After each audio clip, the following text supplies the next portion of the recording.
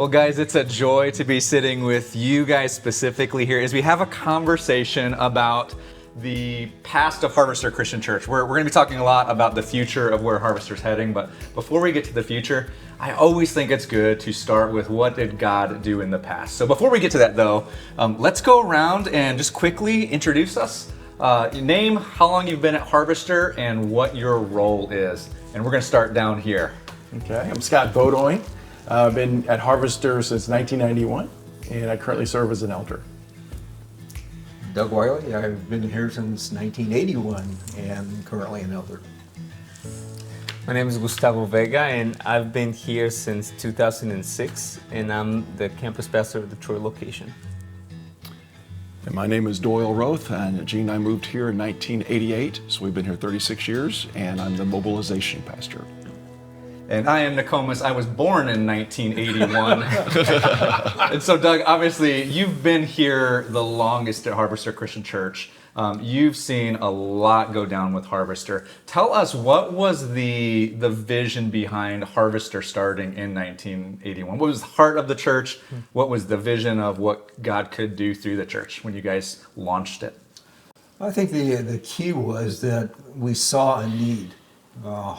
The Harvester area was going to be growing at a fairly tremendous rate. The whole Golden Triangle of St. Charles was really the hot spot for growth in the metropolitan area. And that's the Missouri River, Highway 40 on the south, Highway 70 on the north, that triangle. And there were about 20 of us, some of us already living in the Harvester area. And we just said, it's going to grow. We really need a congregation down here. And we just started talking about it. And we reached a point where we said, well, we're going to pray about this. And we thought, well, it'll take us a year and a half or so to, try to figure it out. Well, when we started praying, everything fell into place. I mean, we got our incorporation papers quickly. We all of a sudden, 6 months later, started in July of '81. So, it was just kind of amazing to see God taking these steps that were way beyond what we thought or could even imagine. Yeah, when you start praying, God begins to move. And What's you amazing? Can't stop him. No, it's absolutely amazing. And we were just an independent group. We weren't supported by anyone. There was about 20 or 25 of us. Just said, there's a need there. There's going to be a bigger need there, and we think it's a great opportunity for a place for a new congregation. That's what I love about just the heart of how it started. Is it was people saying, there's people in this area that need the Lord. And so we're going to start a church, not just for ourselves. You were part of churches, but you wanted to reach a people where a healthy church needed to be planted. Well, and I thought, and I'm a little embarrassed sometimes to say this, but I thought, well, maybe we could have a congregation that someday might have 500 or 1,000 people. We always shortchange God, right? He had bigger plans in mind, and we've just been amazed every step of the way that we've seen him do amazing work at Harvester. Yeah, and that heart of looking outward towards the city of Harvester at the time, but really the region was impactful. And Doyle, by the time you got here, that DNA was already infused into the church of, we want to be a church not just here for ourselves, but for the people around us.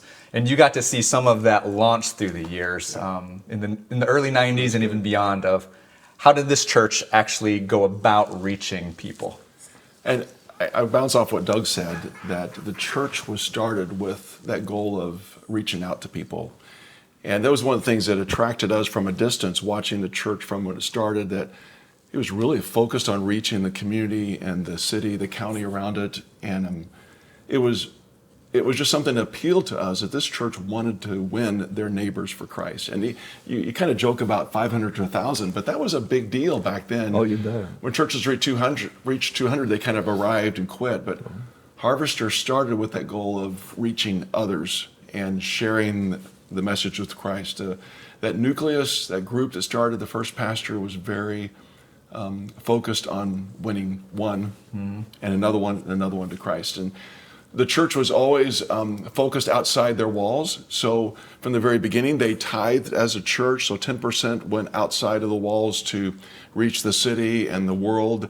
And I remember in about 94, we were able to get our first global partner where we could take someone on full time.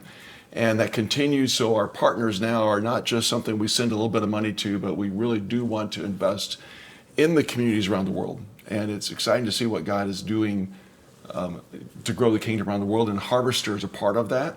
And also just the city around us, became intentional that we would do something to really make a difference. So we had learned about a need for a food pantry in the area. And as a church, we asked to get a license for it, and we were denied. And so as a leadership, we just felt like this is something we could and should do. And so we fasted and prayed as a church that we could give away food. And God blessed it, and we became a licensed food pantry, and the church focused on it. And in fact, that was one of the first big offering deals we did. We prayed again and fasted, and we took up a special offering to build a little building. It was a garage at that time to give away food out of it. So the church intentionally, sacrificially said, this is a priority to make a difference and touch people's lives around us for Christ. Not only here in St. Charles, but Lincoln County and around the world. It's one thing to say you want to be a church that does something for the people around you. It's another thing to actually do that. And I love fasting so that we can give away food. It was good. So I love that. And it's spread outside of even just the city of Harvester, Missouri. And then the vision began to get a little bit bigger of what if we could plant healthy congregations outside of even this area. And one of those congregations was in Lincoln County, some 45 minutes away at the time. This big vision for reaching a people in an area that was beginning to grow, and you got to be a part of that right from the beginning. So what was that like to be a part of one of those initiatives of being a multi-site church eventually that didn't actually start that way? Right. So I came in around the time I did my internship at Harvester, and around that time, Ben Merrill had said that we needed a church for the horse people of Troy, Missouri. It was an area that was growing, and so the outreach pastor just decided to move over there. Jonathan Goss, and he just started it, and that's when I kind of came on board. And one of the things that I always was impressed by, both when I was here at Harvester first as an intern, but then even in Troy, was the Harvester always has this ache for the people that are not there yet, for the lost, and just I feel like we've always had that, and I think that's what's allowed us to say, let's try something new. In this case, Lincoln County, and even though we many times didn't know, and still I feel like we don't know exactly what we're doing, that ache, that compassion to say, hey, we need to get people here to know Jesus, I think is what set us always apart and forward, to move forward. Yeah, and that the little congregation has grown and continues to keep reaching people. But there's been a lot of change in the midst of that as well that you've experienced, not just at that campus, but at Harvester in general. And Scott, when you came on at Harvester, we were going through a large change. And then you've been around enough to see change after change and initiative after initiative. So what's that been like to watch change happen, but also growth happen at the same time? It's been a blessing, actually. I think of hearing you gentlemen talk, but Ben, to give Ben credit, I mean, Ben, he was a preacher's preacher. And as a congregation, if you were hurting, like divorce or there was something in your life, he had a sermon for it. And he'd hit it. And then boom, people are like, wait, I need to hear that. So those sermons were just right on. And then it's like, well, he's also like, well, let's give these people a chance. You think you got a ministry idea? I'm going to give you a chance to do it. And he would do it, and he'd let you run with it. And it turned into something or not. If it didn't, he's like, good try, didn't work. And he put a bullet in it. He didn't shut her down. But that's just the way he was. And we, as a congregation, we started to grow. And that was a part that was so fun because like a Sunday school class would start with 5-10 people. Next thing you know, it's 200 in a Sunday school class. Brett Gibson in his class, the OG class, I remember going, who is this guy and what happened with this class? It was just a class, huge. And then it spin off, and it was just God was working big time. And then Journey to Bethlehem, gotta give some credit here. Journey to Bethlehem brought a lot of us back. I mean, that was one of the things I was kind of visiting at the beginning, and it brought me back a couple times. Man, this is pretty cool. They're touching a whole community, And we were getting a name out, if you will. What's Harvester, right? Journey really did that. But then it was meet needs, that food pantry. I mean, meet needs. The sermons, meet needs. Ministries that would bloom out, that were meeting needs. It was meeting needs. That's the heart of Harvester. And, to give credit to the leadership, and you're right, I've seen you've seen them all, but, I've seen every lead pastor except for Jim. I wasn't here when Jim was here. But to give all the lead pastors and the elders credit, because what I saw that was so cool was that we as leadership, we sought God's direction, and unity among the decision making was critical. And, there was debates, right? But at the end, there's unity and the fasting, the prayer. And it's like, once we had something, we're like, this is what we need to pray and fast about, we would wait for that unity. And once the unity happened, bam, off we went. And it was, watching it from the outside. At first, I was just an attender for many, many years because I traveled so much. To see it was just amazing. I knew God was working here. I was like, this is cool. And God's real. It's like, this place is proving it.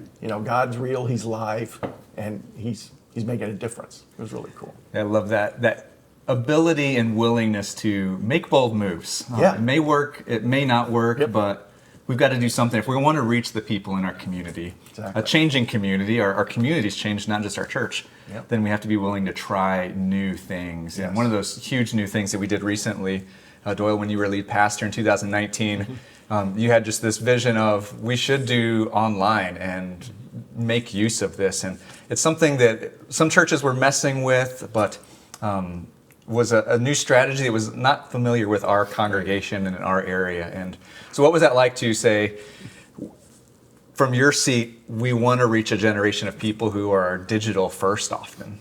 Well, technology is always changing. The opportunities there, and heard about others in other cities that were doing it, and it seemed like it's something that we could and should do. When we were fortunate when we built our new auditorium, that was a concept that was introduced into it, so the opportunity was there.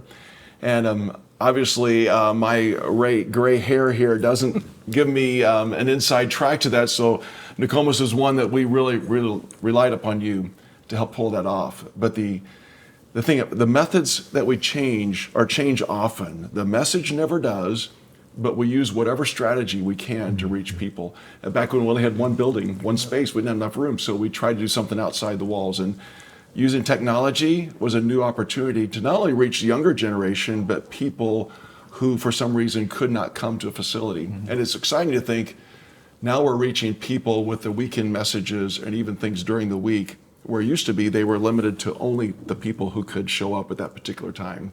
And so that was a task you took on huge. And I'm thankful that God, I believe, led us in that timing-wise, because elders approved the expenditure of extra cameras and technology in order to do it. And something worked hard on, you guys did, as far as practicing, preparing, getting it going. And it was already going then when COVID hit. Mm-hmm. And so we were ready to go, and that was just something God blessed us with. So we were ready to go, even though I didn't understand all that was happening with it. But it worked. So I thank you for leading us into that. It was good. Yeah, the bold moves are the things that I think really some churches miss the boat on. They want God to move, but the unwilling to make some decisions, and you guys have all made bold moves and taken bold steps. And so what's maybe a bold step that you've seen in your time at Harvester where you look at and you say, because of a willingness to step out in faith, God was able to move? Well, I tell you, Nicole, is when we first started gathering together to talk about a congregation, a lot of us came from congregations that had leadership that was less than effective. They were too inward focused and weren't outward focused, and we really wanted to avoid that. But I think for me, 2 marks. Getting Jim Hutchison to come from St. Anne, where he was an established minister, he had a family of 5, and we said to him, why don't you come out to Harvester? We don't know how we're going to pay you, but we'll give you $25,000 a year to be the preacher. And he said, okay. And that was pretty amazing. But I think the call of Ben was probably the most amazing thing to me personally, because when we went and approached Ben Merrill's church in California was running 3,000. We were running about 200. And he turned us down at first. And we said, okay, well, we'll go find somebody else. And we did. And we had made an offer to somebody else. And then Ben called up and he says, I've been thinking about it. I'd like to come. Well, that gave panic to the elders. What do we do? We've made a commitment. Now what do we do? We'd really like Ben. So we got together and started to pray in a circle for a meeting one time. And as we're going around praying, the elders, the phone rings. And the chairman got up and went and answered the call. And he came back. He says, guys, you're not going to believe this. He says, but the guy we called just called up and said, I don't know what's going on, but I just don't have a good feeling. I think I need to back out of the whole conversation. And I always joke with people saying, I think that's about as close to a call from God that we're going to get. So, but it was pretty amazing. And I will tell you, it was pretty emotional in that meeting that day. Wow. So that was probably the big mark for me. Wow, that's great. I think a little more recent for me, I've seen when Nicomas introduced this idea of just Baptism Sunday, just from our perspective and our location and environment that's a little bit smaller, that idea can seem a little overwhelming because, I'm thinking, I think I know everybody that's been baptized and I don't know if there's going to be more. And every time we do it, more people that need to be baptized just kind of show up. And, and it's always also made our church really think about those who aren't there yet. Again, the same idea, the same principle, right? To think outside the walls. And, but I was a little hesitant when you introduced us to that. But then every time we do it, I just see the Lord. And that's the fun part. And to see God, then when we say, hey, let's keep things simple. Let's preach the message of the gospel. Let's make a call for people to respond to that message. And just see what happens with boldness. And there's a moment that you have to draw the line. And when we draw it, people are always willing to step and cross it and declare Jesus Lord and Savior. So that's been awesome to watch. That's awesome. I think one of the things was when the house church in Ferguson, that another church reached out to us, come alongside of them, and there was a small group. They closed their building, their church. They gave us a building. And we were able to relaunch a church in that location. And what the exciting part of it, so many things, was that Harvester, both St. Charles and Troy, got really excited about it. And it was neat because we weren't going to be there. We weren't going to be the ones benefiting from it, but it was all focusing on a community that had been hurt and broken by so many things of the past, and to see new life from the gospel of Christ going into that community got people really excited about it. And of course, the house was established. Lenny and Jenny Barber are there, and it's thriving and doing really well. But to see Harvester give so much financially and energy and prayer for a work that was outside our walls, and it's been a great success to watch.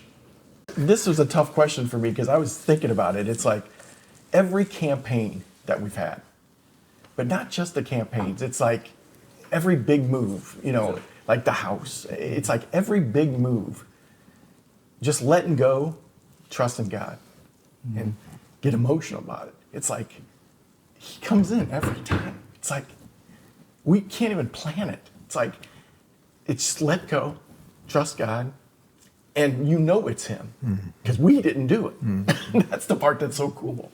It's like when we get out of the way, that's when he takes off. But we got to trust him, and we have to let go and make big, like Gus said, we have to have big steps, Baptism Sunday, or going from 200 to 3,000. It's like, that's big mold. That's the kind of stuff God wants to do. He's like, I ain't got time for onesie twosies. I'm an 8 Enneagram, so God's got some 8 in him, okay? It's just a fact. So he's like, don't play with ones and twos. Let's go, He does care about the one. He does. But he's like, I like caring about a one in all the flocks.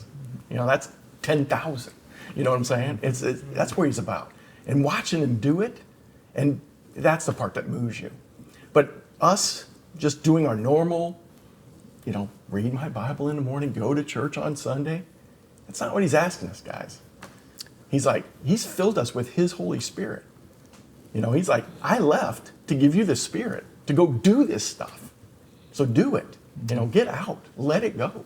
I think there's been an attitude too, Scott, that the church has always had is to love God and love people. And absolutely. you know, there's no biases, there's no concern about the person other than their heart. Where are they? And how can we reach them for Christ? Exactly. So You got it. Yeah, if you want to see God do big things, you've got to be willing to go along with them. Absolutely. And that takes a ton of faith to Exactly. step out. And then when you do those, what do you get to see happen is like stories to share. And that's what I love sitting around with you guys. Like we do this often, just talking about what God's done in the past and now looking forward to, especially this season of Harvester. Right. It's one thing to be able to say, God, thank you for what you've done. It's another thing to say, God, if you're not done, we're not done either. He's And still doing so what's next? And this For the One campaign that we're talking about, of God, we still see people in our community lost, in need of a church, in need of the gospel message, in need of Jesus Christ and transformation that he brings. Exactly. And we're still here. God's still here, we're still here, and so what are we going to do? And so as you think about like what God could do next for the One, what gets you excited about the future of Harvester? We've got a whole bunch of people who didn't get to experience the 80s and the 90s and even the last 10 years, people showing up last week that are here today. What would you tell them about the future? And advice would you give them looking forward? well, we've always discovered that God can do a lot more than we can imagine. And you know, when you put your trust in Him to move forward, you might be surprised. You might have something a lot bigger than you expected, but He does great things. And you know, you need to look. The history is great. The background is great. We love all of it. It shows the great examples of what God's done. The question now is, what do we do next? And to Scott's point, God doesn't expect us to sit around and wait. And so, you know, reaching out with this kind of a launch into an area where we know there are people that are lost and hurting, it's a great opportunity for us. So I would encourage people to be positive, trust God, and move forward. Let's get going. Be positive, trust God, and move forward. Yeah. I like that. It's good.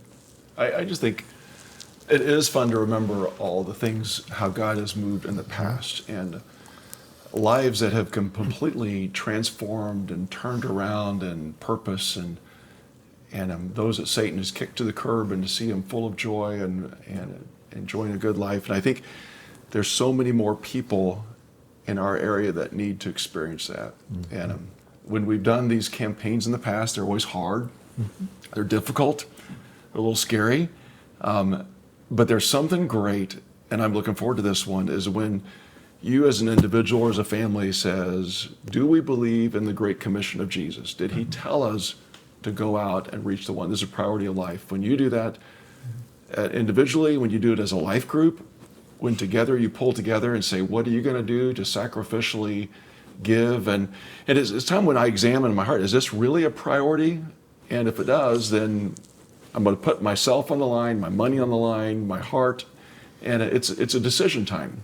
And it's kind of a growing up time instead of just something passive I do, and intentionally doing that. And I think, Nokomis, you and the elders, when you're deciding we're going to move this, it's a time for us as church members and the church to say, are we really invested in this mission to lead people to find and follow Jesus or not? And every time that challenge has been put out and the people respond, God moves in great ways. And I believe there's some great blessings ahead for us as a church, but as individuals, as groups within the church, that it comes down to, am I really believing what God's called me to do? And are we going to do everything we can to meet that? And I believe we will, and there's going to be some great things ahead.